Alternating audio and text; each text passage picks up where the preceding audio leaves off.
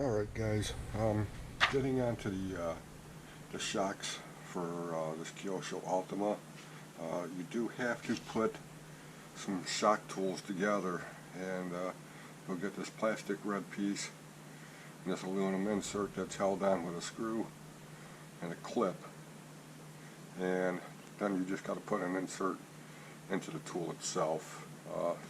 We'll go over that in a minute.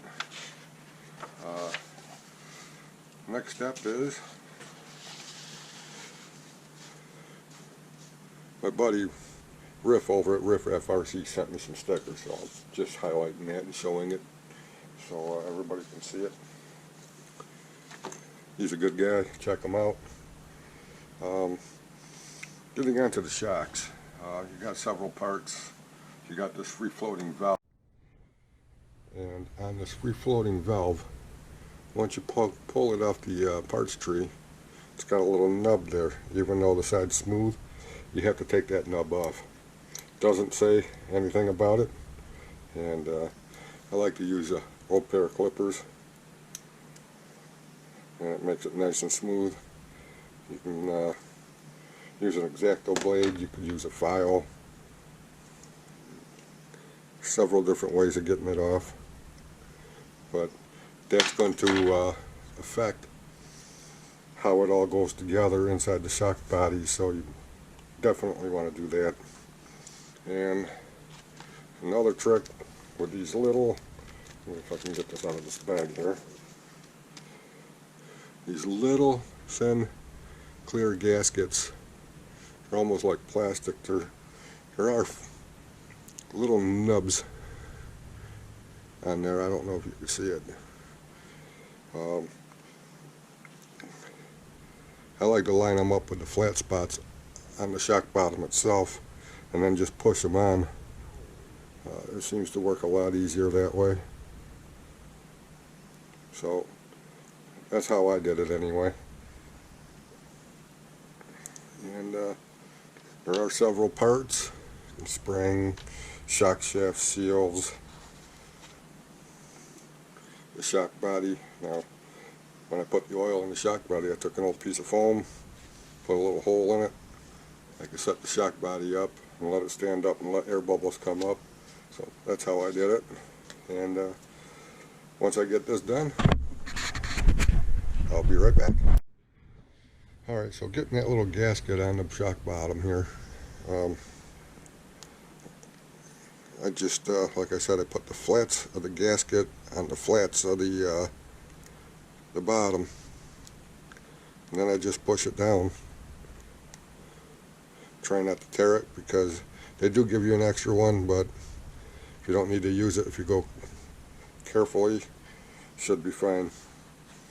So once that's in, or on I should say, not in, a little black plastic piece here. It's kind of stepped, and if I don't drop the damn thing and lose it, that'd be good. It sits inside there. Take your O-rings. I usually use green slime, but I'm out. I'll put a little oil on them. Push them down. Put a little more oil on them. And that should be good to go. Waiting for the next step, and the next step would be doing the piston. I already put one E-clip on. For the rears, it calls for the C piston with 3 holes. There is a little recess in the bottom of the shock piston. Put that right over the E-clip. And what I do with the tool, or the part now, I just had it. I don't need the tool in my way. There it is. These E-clips, again, they're very, very slick. It's almost like oiled glass. Take your needle noses or whatever you use to put them on, E-clip tool, whatever.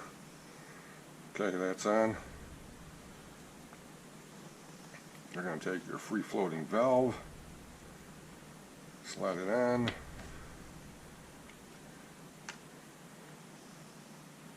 put a little oil on it. Whoa, I said a little. Got the O-rings in there already. Got the plastic piece in there already. Carefully insert it. And I don't like to go mad pushing them on even though I oiled it, because I don't want to tear those O-rings whatsoever. There we go.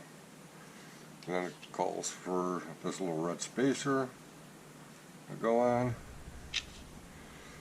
And it says when you thread the shock ball end on, to thread it just to the end of the threads. So we'll do that. Maybe.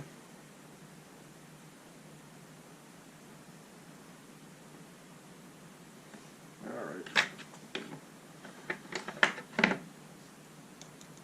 Get that on there in a second. I know I'm out of camera. Or out of view, I should say.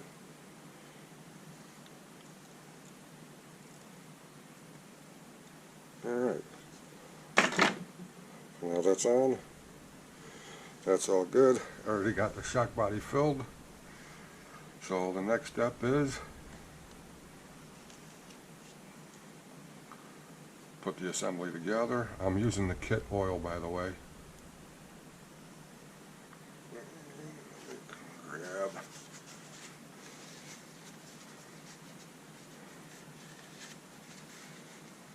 Paper towel it. Screw that on, and in the instructions it tells you to push the piston in to relieve the excess oil. And I like to do that as I screw the cap down. And then once all the oil's gone, then you get into these fancy tools that they have you put together. This holding shock body with the plastic insert. And this is going to grip the bottom end of the bottom cap. And you're just going to engage it. If I can engage it, there we go. And then just tighten it down. And wipe off any excess oil.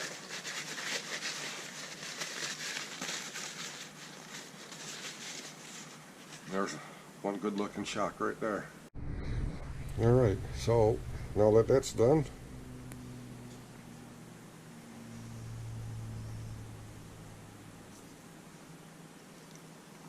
well, that's different.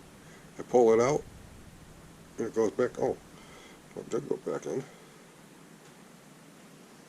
Yeah, see that? I pull it out and it goes back in.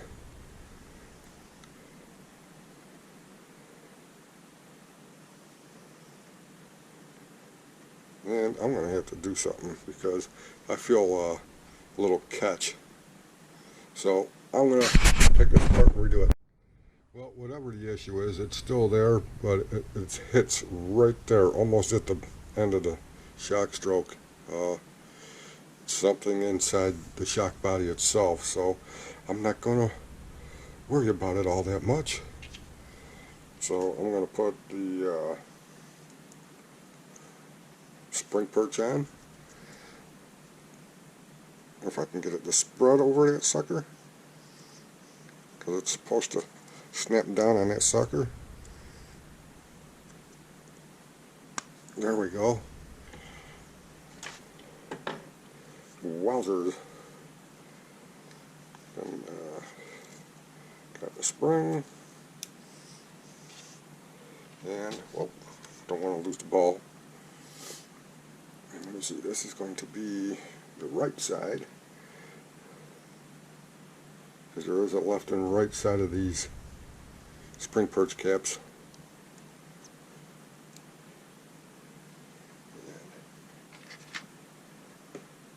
In typical Bob fashion, I had forgotten to get the screw out.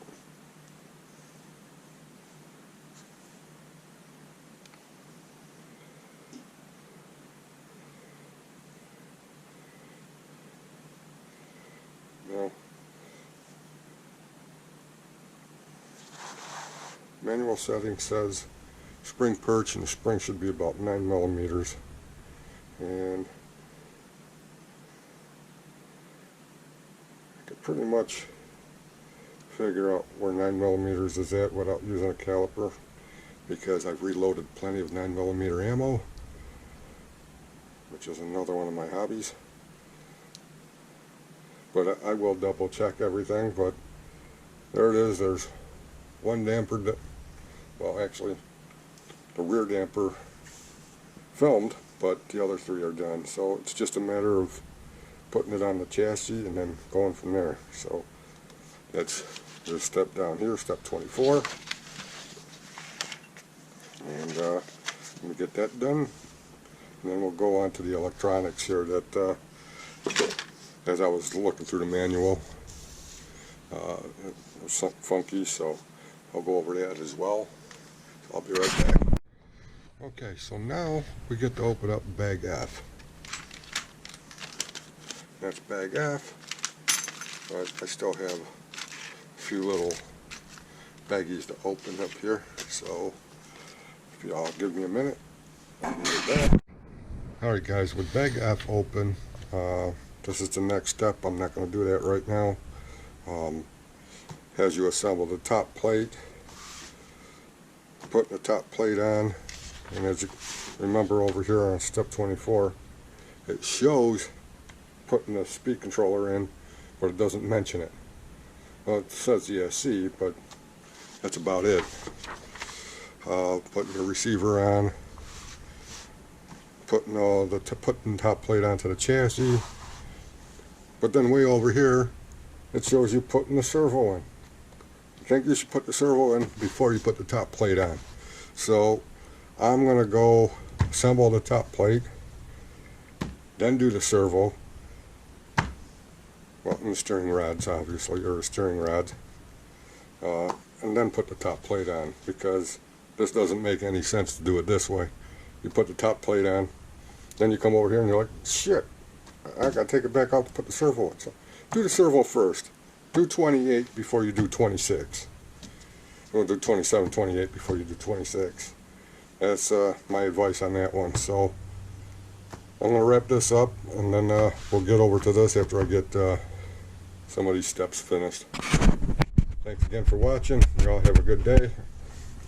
Oh, and I do have a servo. I was going to put a castle. I'll get into all this later. I'll talk to you later. Have a good day. Thanks for watching. Bye. Alright, well, as you can see, I got a few stickers on. These long ones are very, very difficult. They stick, and they stick damn good, so definitely use soapy water or a Windex solution to help ease them in place. But as you can see here, there's a lot of white down here, and this side is not, so you got to make sure that your cut lines are even. There's going to be a nose piece that goes on there. That's supposed to be done next, but I'm moving along so I can get the hair dryer and some soapy water out to get this one in position and get it right, to line up the black lines on the front of the nose on either side. So I'm going to start working on the driver figure and getting the cockpit area cleaned up and done. So I'll be back in a few minutes. Alright guys and girls, got a few air bubbles in there. I had to do the hair dryer trick. The visor kept peeling up on me. I'm trying to heat that and get that down. It's not the best, it's not the best sticker job I've ever did, but at least I got the the lines lined up on the points here, even though that's not even, but I can trim that up a little bit. These little stickers that cover these little white spots, obviously you see I don't have this one on, that one here, because man, these stickers are really something different. They really try your patience, but it's getting there. Just about done. I already put the roll cage together. These 4 screws that go on the top on the plastic, I actually had to use my body reamer to open them up a little bit to get the screws to even start. They were very difficult to do. Other than that, it's the only other trick I got for that is just to open up the screw holes in the plastic just a little bit. I mean, you don't want to drill them out or anything because otherwise they won't hold, but that's it for that. Got to finish putting the roll cage together. There's little plastic pieces that go on after you get it installed into the body, and then those are held on with E-clips, and then these nubs fit into the, these parts here fit into the chassis rear body mounts on the side of the chassis. We'll get over that in a minute, but crack on and finish this up. Alright guys, going through the build video on the Kyosho Ultima, stated in the one part there that I would put the servo in first and then put the top deck on, and I had it all corrected in my the next video I was going to post, but I broke the one of the cardinal rules of deleting files without checking them first, so I'm doing it this way. There is room to put the servo in with the top deck in place. It is easier to do with the top deck off, and I have a low profile servo in which uses a straighter rod instead of a full-size servo that has a bent rod or a rod that's got an angle in it. The other thing is the Velcro straps that hold these batteries in. I wish Kyosho would have included the reusable zip ties or cable ties that they used to have. When I did test this vehicle, I did eject the battery out. Velcro straps just doesn't hold a smooth LiPo pack very well compared to, say, like a standard 6L nickel metal hydride. Other than that, the buggy's done. As you can see, everything's on. Shocks turned out great. There was one issue with one of the shocks. I fixed that, but I can't remember what I did. Sorry. Now, Kevin over at Mad Mustang painted the body, and he said there was a blemish on one of these parts over on this side here. He did a good job spraying this. He did the orange and the helmet and the white for me because he has an airbrush system and I did not at the time. The problem with the blemish that he was pointing out is I was test fitting the radio gear. You can see the servo leads that plug into the receiver kind of stick up, and with this body, when you put it on, you actually have to press down really hard in this spot here to pull this out from the body mounts on the side of the chassis here, or the top plate, and that pushes the body down on these connectors, and I think that's what the blemish was, because I was trying to test fit, make sure everything was going to fit all right. As you can see, I'm running a Tekin R1 brushless ESC and a Tekin Redline 3200 brushless motor. It's hard to see in there. You could pick those motors up for like $29 at Tekin.com if you could find them through their discontinued products and their shop line and their shop search area. Getting back to the buggy, the roll cage, Holds it on with little plastic retainers followed by E-clips. So the roll cage is actually part of the body. You can see the damage being done trying to take this thing on and off, taking the paint off, because it's a very tight fit. These protrusions sit into these body mounts on either side and holds it in. The back end has got a loop that fits over a nub in the back here, and this end goes through a hole in the roll cage there, gets held in with a body clip, and then there's front body clip on here and two on the sides. On and off switch. On the original, it had a standoff that came off on this side here that you could screw the switch to. This version does not have that standoff for an on-off switch. So on the back of the shock stay, there was an older body mount, I think it was, for some other body that they used years ago. I just put a self-tapper in there on the on-off switch. It's out of the way, it doesn't impede the body, it's not getting damaged, and it's easily accessible to turn it on and off once the battery's plugged in. So all in all, it's a good looking buggy. When I did test it out and ran it, it runs very smooth. No issues whatsoever. Everything goes together. I did mention on the roll cage, you got these screw holes that these screws go into. I did open them up a little bit with the reamer just to get the screws to start. You don't want to drill through them or anything because the screws were very, very hard to start. I think they were machine screws. They weren't like self-tappers. So other than that, man, shout out to the RCF for gifting this buggy to my channel. You're an awesome guy. You've been doing a lot of good stuff for a lot of great people out there. Man, our heart goes out to you, man. That's all I can say. Anyone who's been gifted by the RCF can attest to that. So, standard gearing in the gearbox. I don't have the brushless counter gear in there because it's only a 3200, which isn't that bad. Again, the Tekin motor I'm using is similar to this. It's their older red line. It's discontinued. This being a 4800.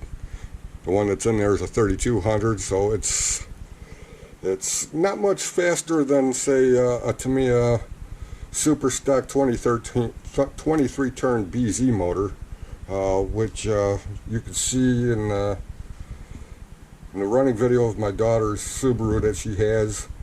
And I think, well, I can't remember, but man, another shout out to Kevin for spraying this over at Mad Mustang RC. Great job, dude. It looks fantastic. It's almost box art. A lot of the Kyosho stickers I left off of this buggy because they plaster Kyosho everywhere, and if anybody knows what this buggy is, you already know it's a Kyosho. So I didn't see to put Kyosho on just about every body panel in every spot. But again, it's an awesome buggy. It's a great build. It's easy, very easy to do. It's a very simple buggy. Yeah, I had a little slip-ups here and there because I was getting impatient. Hardly any slop in the suspension. I can't wait for warmer weather and drier weather to come around so I could actually get it out and do a run video. I got a few buggies I got to do run videos on, but well, guys, thanks very much. Any questions or comments, leave them below. I'll try to answer them as fast as I can and the best I can. Again, everything went together well. It's not complicated. It's not difficult. I did replace a couple of the bushings with bearings in the steering system. That's about it. It comes with the rest of the bearings. It's light. Even with the battery in there, it probably weighs, what, 2-3 pounds? What more can I say? Just pay attention to how your receiver goes in. and where it goes in, because it's very narrow up in this area where it sits. I don't know if you can see, but you know, there's not a lot of room between this and the top deck where your components are at. Now they do say to put the speed controller down on the lower part of the chassis, but excuse me, it was difficult to run the wires that way. I actually had to change the wires to what the hell did I use? I used picked this up off of Amazon. It's 14 gauge wire, so I switched it from 12 gauge to 14 gauge. It's not as heavy, not as thick, and it makes routing and moving them a lot easier. There is a little bracket in here that holds the wires up against the gearbox and away from the shaft and the moving parts. With the smaller gauge wire, it just works a lot better. Excuse me, I got a dry throat here. Again, thank you guys for watching. Y'all have a good day, and we'll see you on the next build. Thank you very much. Have a good day.